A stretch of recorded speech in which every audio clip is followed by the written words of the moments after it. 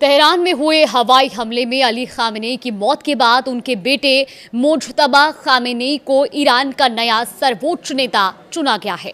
नमस्कार, आप देख रहे हैं न्यूज़ 18 का डिजिटल प्लेटफॉर्म और मैं हूं आपके साथ जागृति खंतवाल।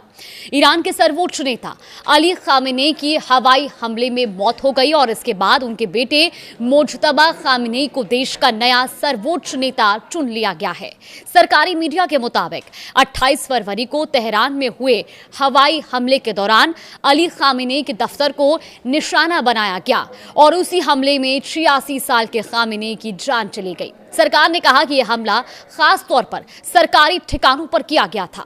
इस घटना के बाद ईरान में 40 दिन के राष्ट्रीय शोक का ऐलान किया गया और साथ ही 7 दिन सार्वजनिक छुट्टी भी घोषित की गई। देश भर में सुरक्षा बढ़ा दी गई है। बड़े शहरों और सरकारी इमारतों के बाहर अतिरिक्त सुरक्षा बल भी तैनात किए गए हैं। चलिए आपको बताते हैं कि आखिर मुज्तबा खामेनेई कौन है। दरअसल मुज्तबा खामेनेई का जन्म 1969 में मशहद शहर में हुआ था और उन्होंने धार्मिक माहौल में शिक्षा पाई। ईरान और इराक के युद्ध के आखिरी दौर में उन्होंने रेवोल्यूशनरी गार्ड में भी काम किया था और वो लंबे समय से अपने पिता के करीबी माने जाते थे। कहा जाता है कि वो पर्दे के पीछे रहकर कई बड़े फैसलों में भूमिका भी निभाते थे। हालांकि उन्होंने कभी कोई बड़ा सरकारी पद नहीं संभाला, लेकिन वो अपने पिता के भरोसेमंद सलाहकार थे। सेना और अर्धसैनिक बलों के साथ उनके अच्छे संबंध बताए जाते हैं। साल 2009 में चर्चा में आए थे मुज्तबा खामेनेई।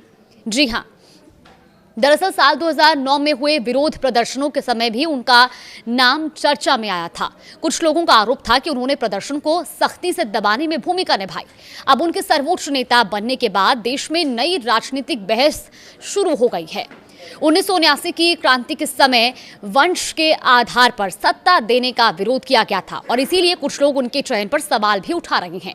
फिलहाल सैन्य समर्थन के कारण मुज्तबा खामेनेई को मजबूत नेता माना जा रहा है। ऐसे में आने वाले दिनों में ये साफ होगा कि उनका नेतृत्व देश को किस दिशा में लेकर जाता है।